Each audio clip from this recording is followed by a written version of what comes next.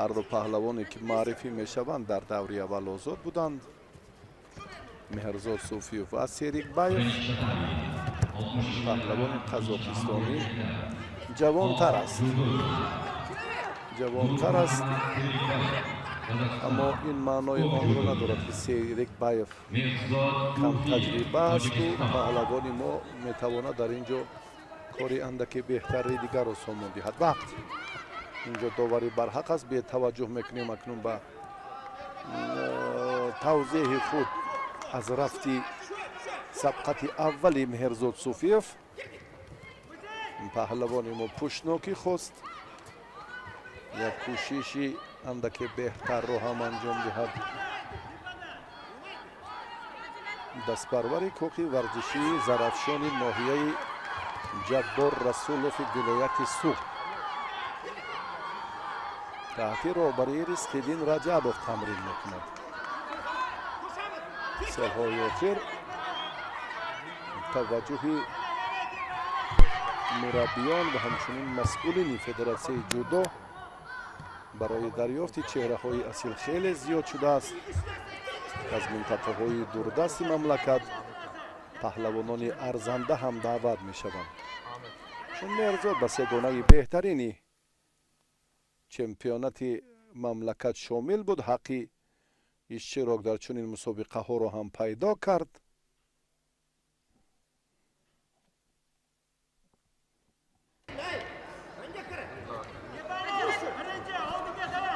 قهرمان جهان نورخانت سریکباєв در میان نورسان سال 2019 این نتیجه را سریکباєv به دست آورد. بعداً در شهر دوحه قطر هم در قهرمانی جهان تا به مرحله های تسلابخش راه یافت، اما آنجا ناکام شد، جای هفتم را گرفت. از مسابقه های گرند اسلم یک مدال و یک برنجی دارد رقیب ورزشکاری ما سریکباєv.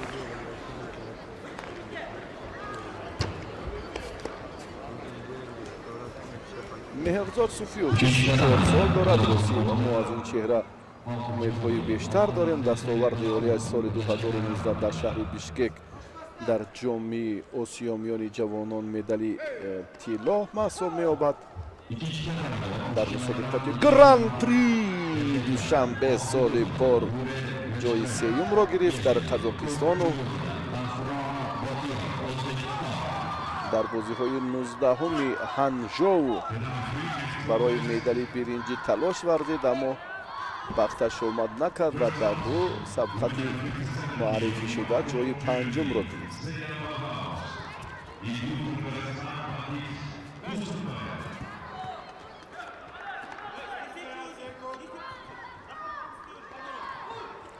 رمزیدین سیدوف داور درجه المپی از کشور همجواری ما ازبکستان است. سریکباєv چند کوشش اینجا انجام داد، مقاومت صوفیوف با آن زمینه شد که آنها خوب انجام نیابند. نتیجه بخش البته. مهرزاد صوفیوف دیگر بار هم پشتناکی توجه میکند، اما نتوانست. کار را دیدید که در کوشش اول، دوم، سوم نتیجه بخش نیست، الکی راه دیگر را جستن لازم است. آی آی آی دستی چپی سریکباєv اندکی آزادتر بود. حرکتی با صورت پهلوانی ما خیلی خوب بود نسبت به کوشش‌هایی که پیشتر انجام داد، مخصوصا در همین اصول یا در همین اجرایی که پشتناکی بود.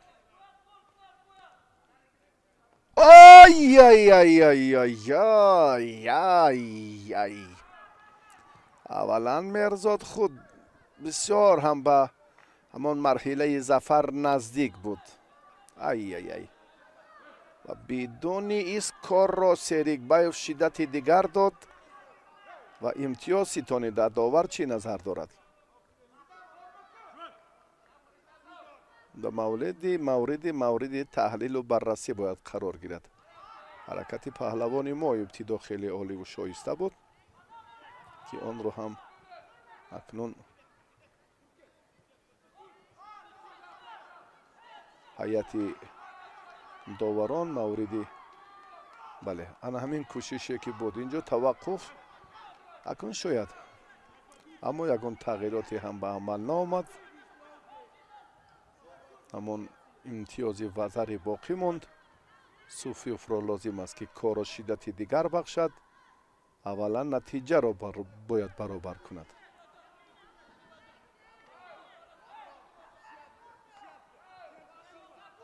بله حالا خیلی فرصت خوب است. اوی با سر رفتیدن هم یک مشکلی اکنون وزری رو بدونی مبالغه اینجا پهلوانی ما بسیار هم وضعیتش مرکب تر شد. حالا رمزالدین به این نقطه فکر میکنم اعتبار میدهد. با سر رفتیدن مهرزاد صوفیوف اولا مهرزاد رفتید هر دو هم با سر رفتیدن لیکن فرصتی که بحث برانگیز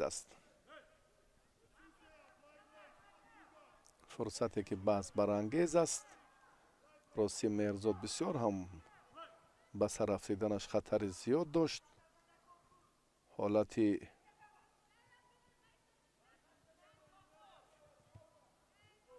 بله اولا مهرزاد اینجا هم به سر رفتید و پرتافت پهلوانی ازبکستانی چون این هم هست وزری وسیعتی ایپان پوشیده نیست. جای این لحظه ها رو هم نمیتوانیم که ما توضیح ندهیم. مهرزاد به ناکامی روبرو گردید در دوره اول.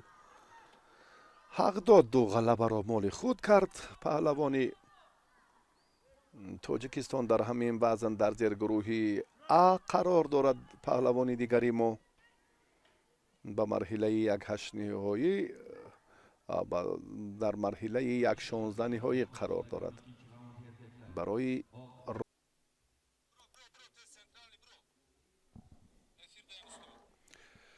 دوستان گرامی از شما معذرت میخواهیم یک لحظه که با سبب های تکنیکی کمی توقف شد. حقداد گلوف حالا برای سوست گوشتین گرفتنش شیدو میگیرد و اکنون پهلوان ایتالیا که خیلی ورزشگری از حساب تجربه اگر ما اینجا هم قیاس کنیم تو اندازه فرق دارد چون که 27 ساله است. اندریا و 66 نیروسنجی های نفوذی بین المللی را در فعالیت ورزشی خود درج کرده است که این یک بار دیگر از استعداد والایش درک می‌دهد. در مادرید هم در جام اروپا سال پر تا به مرحله نهایی رفته بود. این رقیب حقداد گلوف اما جای دوم را گرفت و حقداد در چمپیونات مملکت طور ما آگاهی داریم در وزن خویش خیلی هم یک مهارت والا نشان داد و برنده مدال طلا شد. در برخی از مشاربینی ها شرکت نورزیدنش با سبب الهیده دارد. حقداد گلوف براستی زمانی که تحت رهبری صدرالدین عابدov مشق ورزی میکرد خیلی هم با یک مسئولیت با درک احساسی همون آموزش نمودهای گوشتین خصوصا سامبو و گوشتین ملی رغبت الهیده داشت و بعدا در جودو پیوست و آهسته کار را در این سم بهتر کرد. الکی رفتی مبارزه را حقداد اگر باز هم جالب تر سازد در آن سه عنصر اساسی کار در زمین. اما نه داور هم اشاره میکند که کارلینو اندریا اینجا روندی تلاشش چندان مناسب نیست برای ادامه کاری که چون پیشتر هم گفتیم سه عنصر مهم یا سه عامل اساسی تحکیم دهنده زمینه مظفریت هر یک ورزشگر ҳақдод гулов худ алифбои гӯштинро аз мактаби варзиши шаҳри ҳисор омӯхт ва дар шаҳри душанбе ҳам чанд сол аст ки тамрини хубу беҳам дорад. сарчашмаи муваффақиятҳояш ҳам аз гӯштини миллӣ агар гӯем ки манша гирифтааст иштибоҳ нест, чунки бисёр ҳам майдондорияш солҳои тӯлонӣ инро ҷусаашро ки хурд мебинанд бисёриҳо иштибоҳ мекунанд ва бо ин паҳлавон ҳам нерӯсанҷӣ мекарданд. акнун ин сухани дигар аст. дар ҷудо рақобатро мебинем ки андаке шиддати дигар ҳам мегирад, аммо ҳақдод барои истифодаи усули сари китф андаке руҷӯъ кард. Андреа Карлино ин фурсат ҳам рости омода буд ки барои бартараф кардани усуле ки аз ҷониби паҳлавони мо истифода гардид.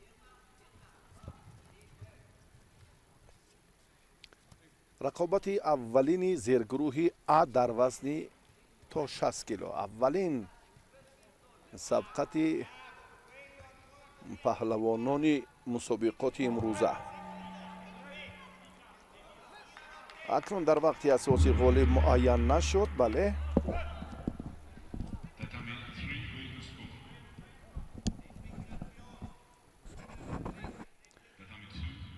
таваҷҷӯҳ мекунем ба идомаи сабқат дар вақти иловагӣ барои имтиёзи тиллоӣ. ҳақдод гулов варзишгари тоҷикистон рости ҳолати доштанаш чандон муносиб набуд барои он чизе ки ӯ мехост ва бештар ҳам ҳақдод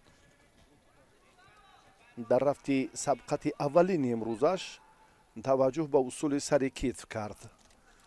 2 ё 3 маротиба агар иштибоҳ накунам, аз ин ҳам бештар ҳатто. боз ҳам ин фурсатро андаке дарёфт, аз сари остини дасти рости ҳариф гирифт ва акнун ҳақдод ҳам рости кӯшиш дорад. аз сари ҳарду остин гирифт, барои пушт кардани рақиб фурсат пайдо накард. баъдан самти муборизаи худро дигар кард, аз гиребон гирифту ҳалуки берунаро истифода кард. аз ҳарду амал натиҷаи беҳтар ба даст наовард.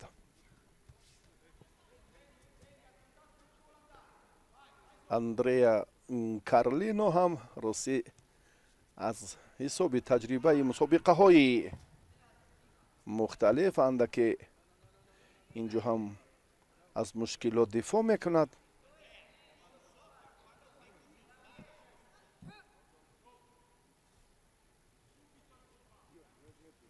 дақиқаи дуюми вақти иловагии варзишгарон дар марҳилаи аввали сабқатҳои имрӯзаи мусобиқоти грандслами Тошкан.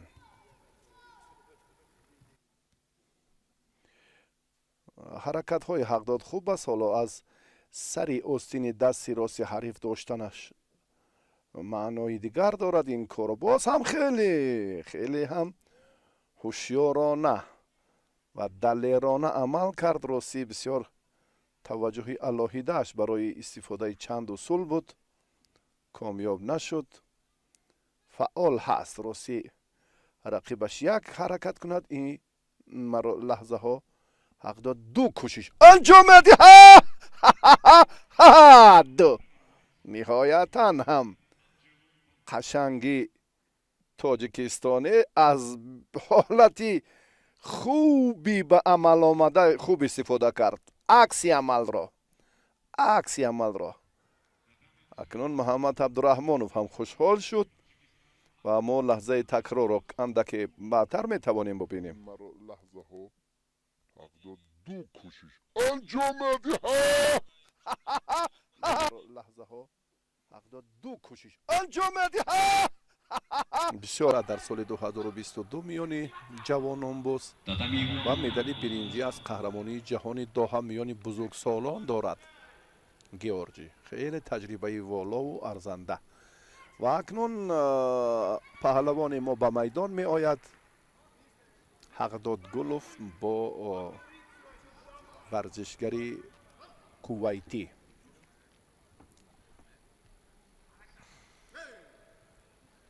اگر بیاد پیشگویی نکنیم وقتی پهلوان ما خواندد از این دور نتیجه بهتر را به دست آورد، آنگاه در مرحله یک هشت نهایی با نماینده اما اینجا بیاد پیشگویی نیست. اینجا هم حالتی که بسیار هم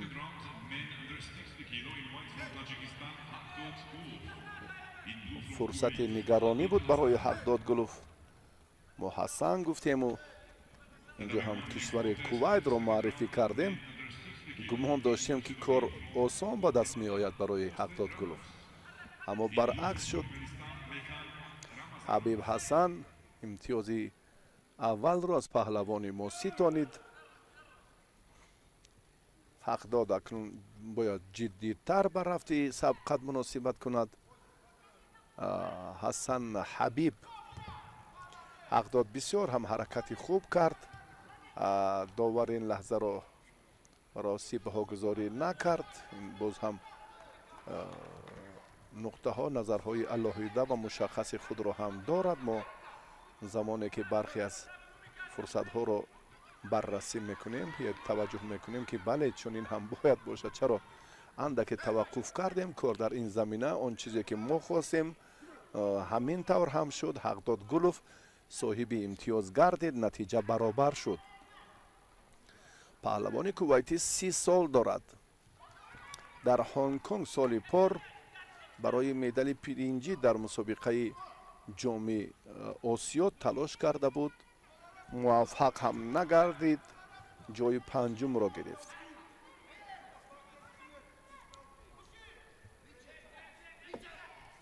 ما از حقداد امید داریم اینجا یک روندی تلاش یا یک لحظه باز هم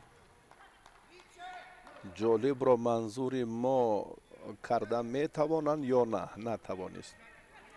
خیلی خوب بود، به هدف خیلی نزدیک بود. درستی از سری هر دو آستین اگر باز هم کوتاه و مشخص داشته تواند این حقداد کار را هم در این روند باز جالب تر میکند. دو بار به اصول سری کتف رجوع کرد از سری هر دو آستین. اصول سری کتف هم چند نوعی استفاده دارد، چند نوعی استفاده هست. پهلوانی که از سری آستین و گریبان میگیرد، هست پهلوانی که از سری هر دو آستین میگیرد، هست پهلوانی که باز دیگر عامل را بسیار همان جهت های فرق کننده عمل ها در اصول سری کتف یکیش همین از سری هر دو آستین داشتن است. اگر این رو به طور کسبی استفاده کند بسیار هم خوب و خوش و پسند برای مخلصان خواهد شد. حقداد دو حرکت را، سیومین حرکت خود را هم خوب شروع کرد. از سری آستین بعداً از گریبان دو عملی سری کتف را خوب استفاده کرده توانست و نهایتاً هم حقداد مطلب خود را در جریان سبقت عملی کرد. من فکر میکنم اینجا نظری باز هم داوران بسیار مهم است. برای همین هم ما یک لحظه توقف کردیم چون حالتی که به امتیازی و زری ارزنده نبود. به همین خاطر قیافه ما هم دیگر نشد و این لحظه رو هم راستی چندان بهاگذاری هم کردنش از نظر کسبی خوب هم نبود، هرچند که ما میخواستیم که چنین باشد، ولی حقیقت همیشه در مقام والا هست. امیدواری ها زیادن. من باوری هم دارم از هنری حقداد که در رفتی این سبقت کارو دیگر بارا جالبتر و خوبتر خواهد کرد. انا همین لحظه که خیلی هم حقداد شایسته رقیب رو تسلیم کرد، حلالش بود. دو غلبه رو حقداد گلو به دست آورد. کجا بود این حقدادی که пеш майдондорӣ мекард ва дар мусобиқоти гранд-сламу гран-при ширкат меварзид. ҳақдоде ки дар садри ҷадвали беҳтаринҳои вазни то 60 кило аз натиҷагирии чемпионати мамлакат қарор дошт. хеле хуб, ду ғалабаро моли худ кард. офарин ба тоҷик писари қашанги сафедпӯш.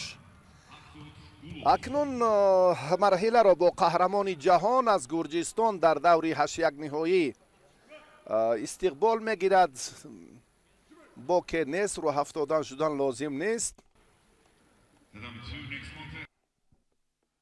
ҳар бешагумон мабар ки холист ва шояд паҳлавони мо ҳам дар муқобили қаҳрамони ҷаҳон боз ҳам як ҳунари сазовору арзанда нишон диҳад. фишурдаи сабқати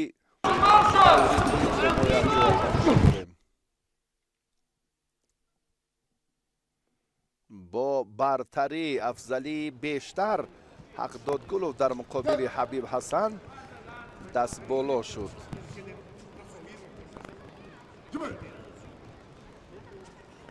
ҳарифро таслим кард.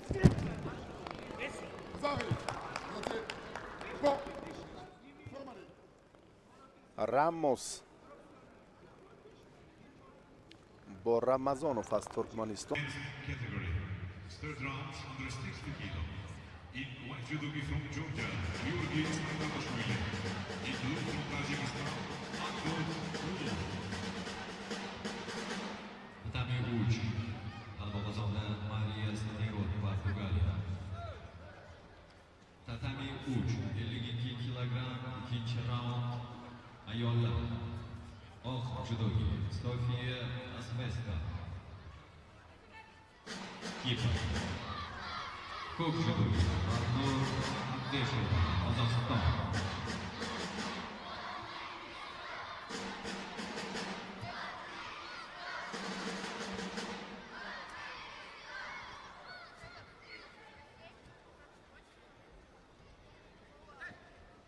Tatami winner in white judogi from USA, Maria Laporte.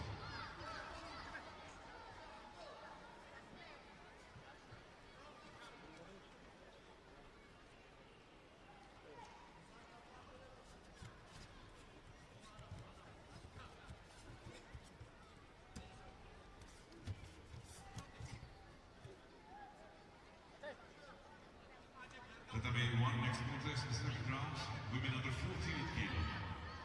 In white judogi, representing People's Republic of China, Hui Shiran. In blue judogi, representing Democratic People's Republic of Korea, John Usman.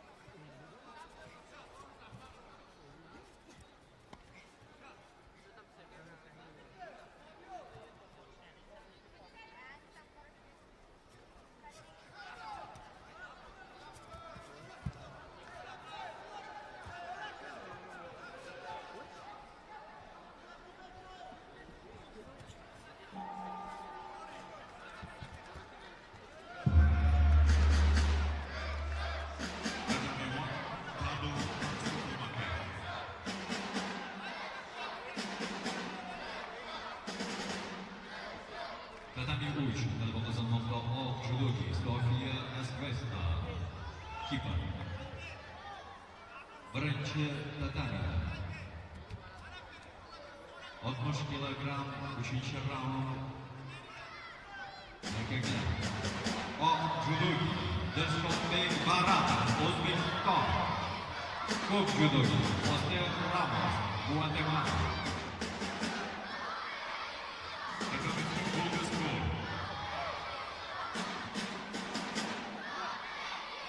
Tony Uch, 57 kilogramm 2-chi raund.